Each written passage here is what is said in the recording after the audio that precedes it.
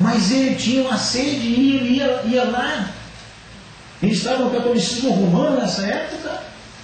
E ele tinha sede e ele dizia assim: ah, se um dia eu pudesse ter uma dessas comigo, só minha.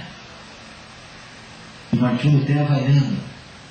Ele troca as noites de sono dele, troca a comida dele pela leitura das Escrituras Sagradas ao ponto de desfalecer.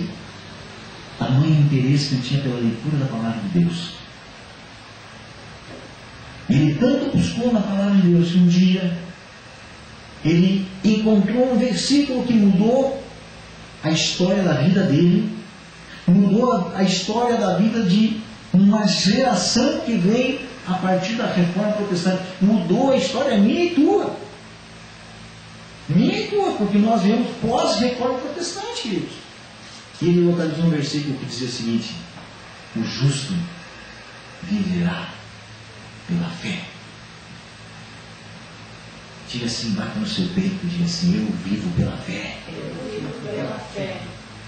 De tanto que ele procurou, queridos, de tanto que ele leu a Palavra de Deus, de tanto que ele buscou na Palavra de Deus, ele se avivou. O avivamento vem, em primeiro lugar, pela leitura da Palavra de Deus.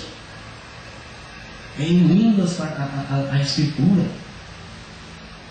Eu ouvi um testemunho, eu compartilhava com uma irmã, quinta-feira, e ela me dizia assim, eu até quando fiquei de buscar ela para vir na igreja hoje à noite, ela não pôde vir, e ela disse: mas vocês vão chegar cansados de viagem? Para Deus não tem cansaço.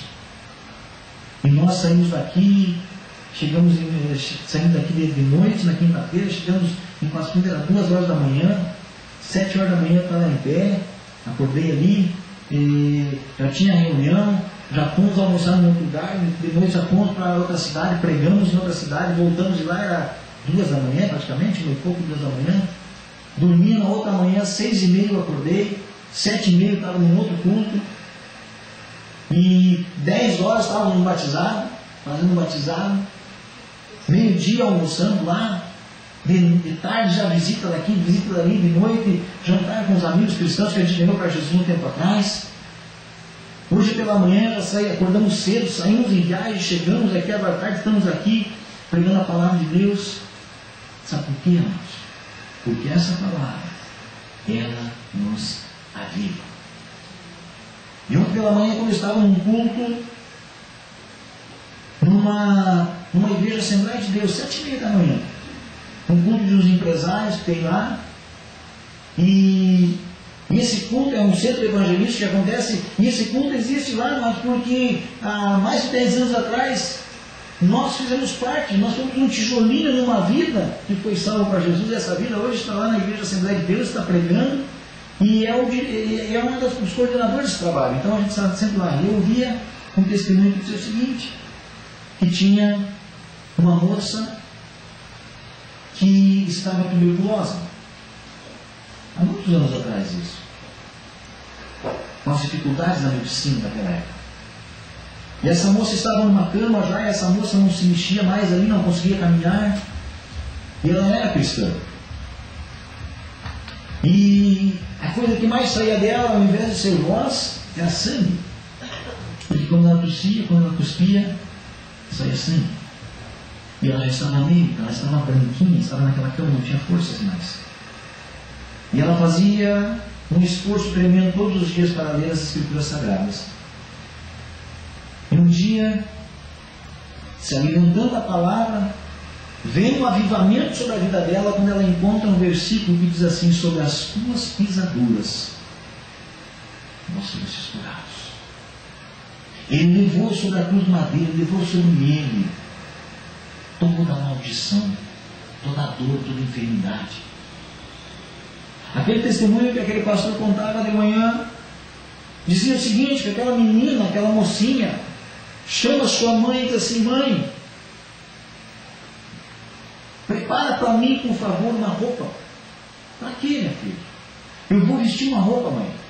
Mas minha filha, você não pode estar de pijama, você está aí, não pode sair da cama. Mãe, eu posso. Por que, minha filha? Você não pode, médico, você não pode, você não tem forças. Mãe, eu posso, porque eu encontrei aqui na Bíblia que diz que Ele morreu por mim, para que eu tenha vida.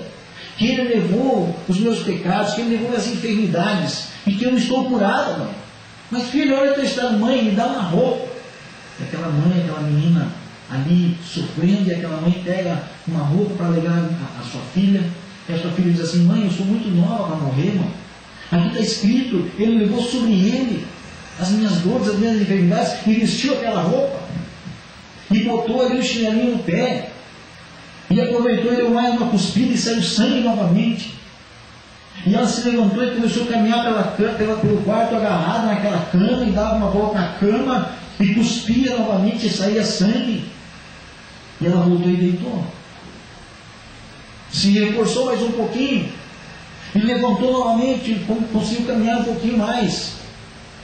E assim todos os dias ela começou a fazer aquilo ali, e ela lia a Escritura Sagrada. Ali ele dizia: sobre as tuas pisaduras eu fui curada. E ela dizia: Senhor, se aqui está escrito que eu fui curada, eu fui curada. Eu sou muito nova para morrer, Deus, aqui na tua palavra diz que o Senhor morreu no meu lugar. E aquele testemunho conta que aquela moça, dia a dia, começou a fazer assim. Dia a dia ela continuava cuspindo sangue, só que cada dia menos sangue, ao ponto de ela ir recobrando as suas forças e ficar completamente curada pela palavra do Senhor. Então, se nós queremos um avivamento sobre a nossa vida, amados, esse avivamento começa por um ponto: leitura da palavra de Deus. Precisamos, como eu e você comemos feijão, arroz, comemos café, comemos pão, leite, e tudo nós comemos durante o dia, nós precisamos nos alimentar da palavra todos os dias também. Eu quero dizer a você: é mais importante nos alimentarmos da palavra do que nos alimentarmos de comida. Amém? Amém. Primeiro ponto do avivamento: leitura da palavra. Você quer ser avivado? Na sua vida, não somente ficar batendo palma, mas avivado espiritualmente. Avivar significa ter vida, reformar a vida. Então, primeiro, leitura da palavra. Segundo ponto para você ser avivado é a oração. O segundo ponto é a oração. Pastor, não seria de repente primeiro a oração e depois a leitura da palavra? Não. Porque se você orar sem conhecer a palavra, você vai orar errado. Se orar sem conhecer a palavra, vou orar errado. No livro de Mateus está escrito assim: amai os vossos inimigos, amém? E orai pelos que vos perseguem. Se eu não conheço a palavra, o que eu vou fazer? Em vez de amar o meu inimigo, eu vou orar por ele somente. E aí eu vou orar: Deus, bota a tua mão e arrebenta para esse meu inimigo. Mas Deus assim: ama o teu inimigo e ora para aquele que te persegue. Então, para que a minha oração ela alcance Deus, ela seja uma oração de acordo com a vontade de Deus, eu preciso conhecer a palavra. Conhecendo a palavra, eu vou orar segundo a vontade de Deus, que é boa, perfeita e agradável. A minha oração: por que, pastor, que eu devo orar tanto? Amados, eu me entristeci há um tempo atrás, até ontem eu comentava sobre esse assunto. Quando o jovem que vai em uma determinada igreja, não compete dizer o nome, ele disse assim: pastor, o meu pastor lá nos ensinou o seguinte. Eu já havia contrariado esse jovem em tantas situações que ele colocou ali, que eu nem contrariei nessa aí, daqui a pouco eu vou ser o cara mais chato desse lugar.